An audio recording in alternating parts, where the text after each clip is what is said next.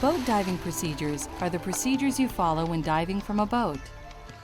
These involve entries, lines and their uses, descents, navigating away from and back to the boat underwater, ascents, and exiting the water. There are several types of boat entries, but in general you begin like you learned in the PADI Open Water Diver course. After your pre-dive safety check, confirm with the dive master or crew that you're clear to enter the water. Be sure your buddy's ready. Then check that the entry area is clear. Partially inflate your BCD and breathe through your regulator during the entry. Switch to snorkel after entering to save air if you won't descend immediately. Hold your mask and let your buddy or the dive master know that you're okay.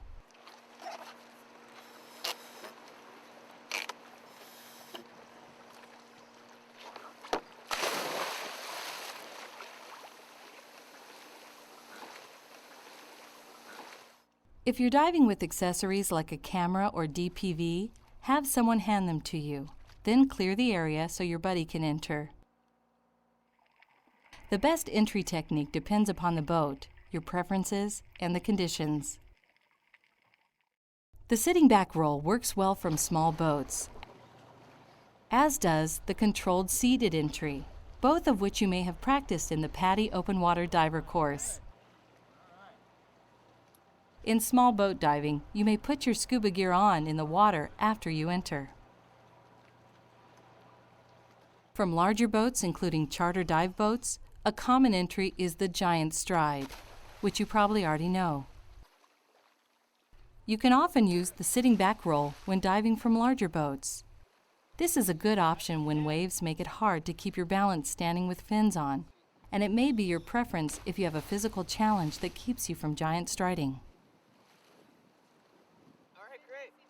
The controlled seated entry off a swim step is also an option with many larger boats, and service-oriented crews will usually help you get into your gear on the swim step. Before entering the water, orient yourself and note the compass heading relative to the boat. After checking your air and that your buddy's ready, enter the water.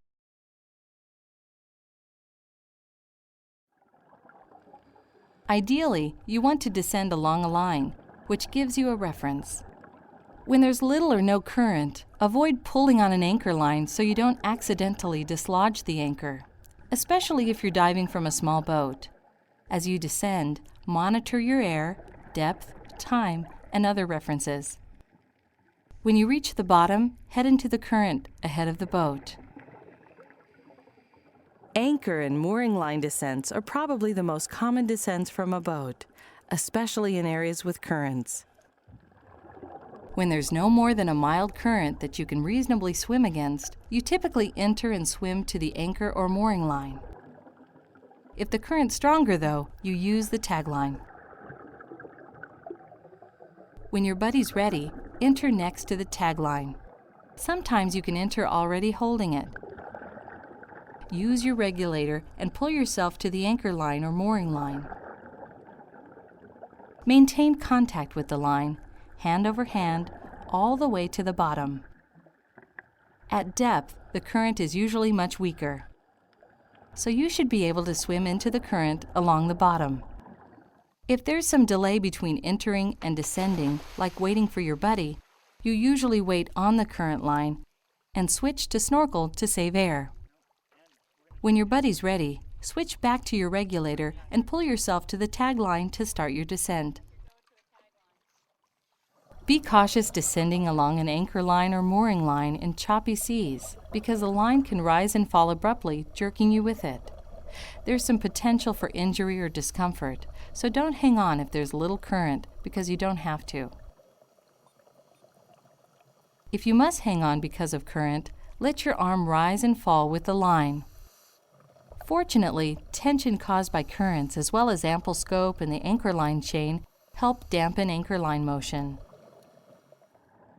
Wear protective gloves when descending encrusted mooring lines and be cautious to avoid organisms that cut or sting. Also be cautious when you reach the chain portion of the anchor or mooring line.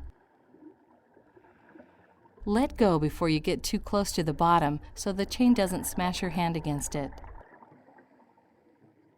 Although it's rare, be cautious of the boat needing to re-anchor while you're on the anchor line.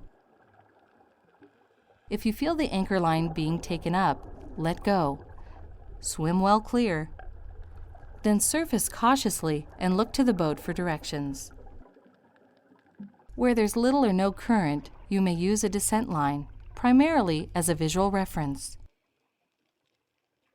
You can grab it to aid your descent, but remember that it rises and falls with the boat more than an anchor line or mooring line does.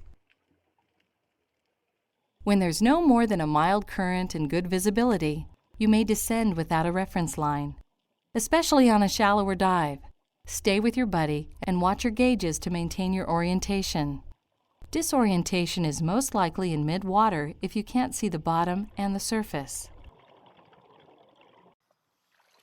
Most boat diving takes place from a moored or anchored boat. After entering, descend with your buddy along the mooring line or anchor line.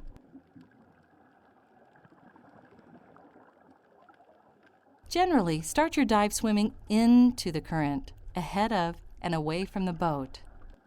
This way, the current helps rather than hinders your return. Upon reaching the boat, ascend together along the mooring line or anchor line. Make your safety stop and surface in front of the boat. You want to avoid surfacing away from the boat if you can, especially if there's much boat traffic. There are regional exceptions though, which is why it's important to listen to pre-dive briefings. In some areas with steeply sloping bottoms, for example, dive boats anchor in deeper water away from shore, and you dive behind the boat between it and the shore.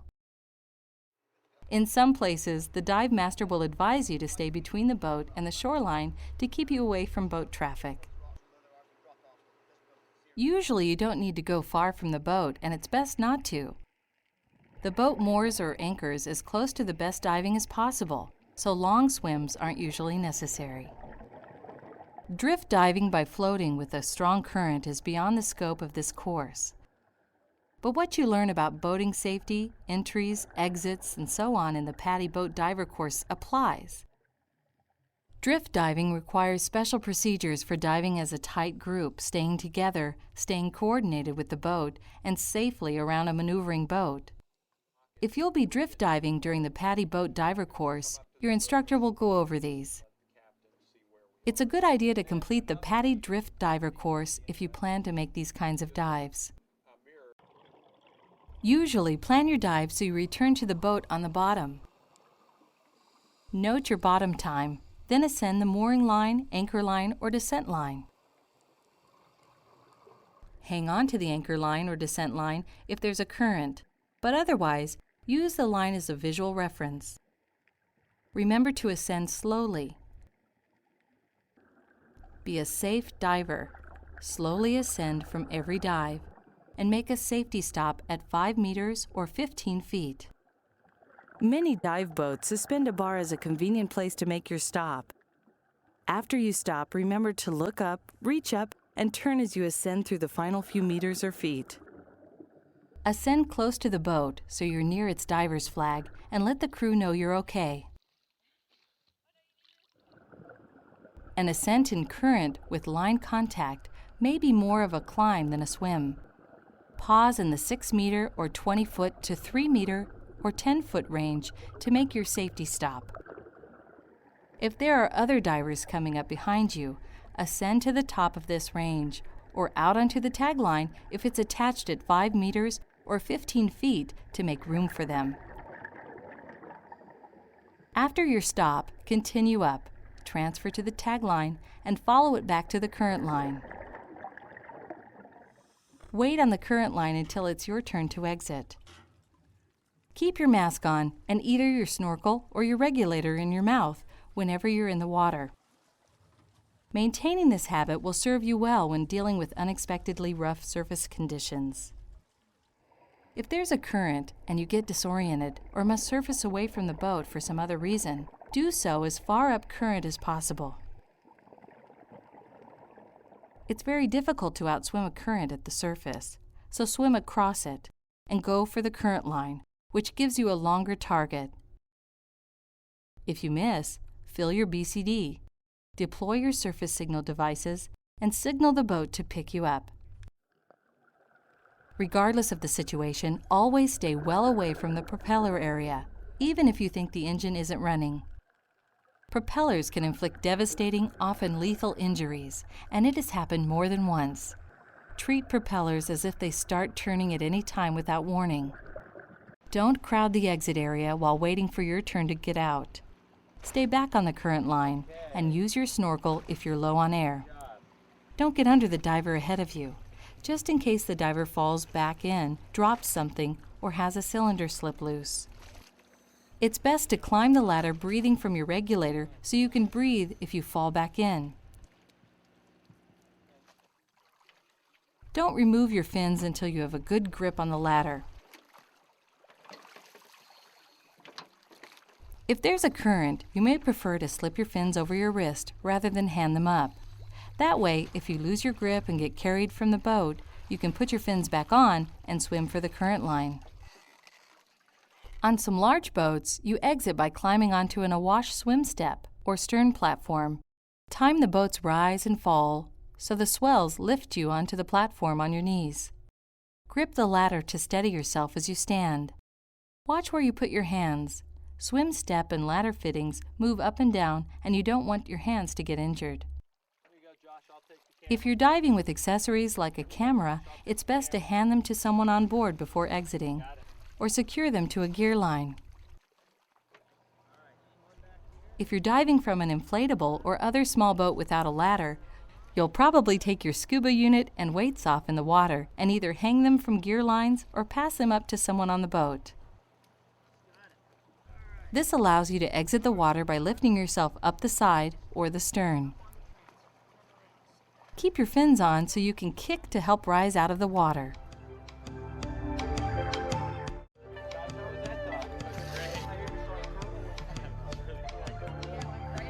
On most commercial dive boats, the dive master will check you off on the roster as you come back aboard. He may also ask for your depth, time, and air remaining. Secure your cylinder so it can't fall. If you won't be diving again, you can take your gear apart. Stow it directly into your bag to keep the deck clear. If you will be diving again, depending upon the situation, either change cylinders or remove your regulator and tag the cylinder for refilling.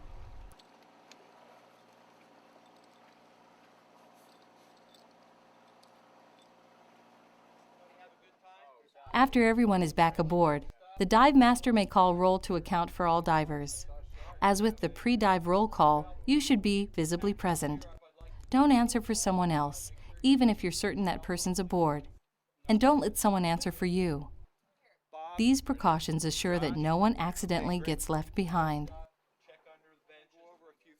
If the dive master or crew gives a debriefing, stop and listen, of course. These debriefings may cover refill procedures, securing gear for the trip back, and other information. It may also serve as the briefing for the next dive. When diving from small boats like inflatables, you may stow most of your gear before bringing your scuba units aboard. Depending upon the weather and the conditions, you may leave your exposure suit fully or partially on. If you're not making another dive, it may be easier to leave your scuba unit assembled and take it apart later at the dock. Whether in warm environments or cool ones, or from large ones or small, there's something exciting and wonderful about diving from boats.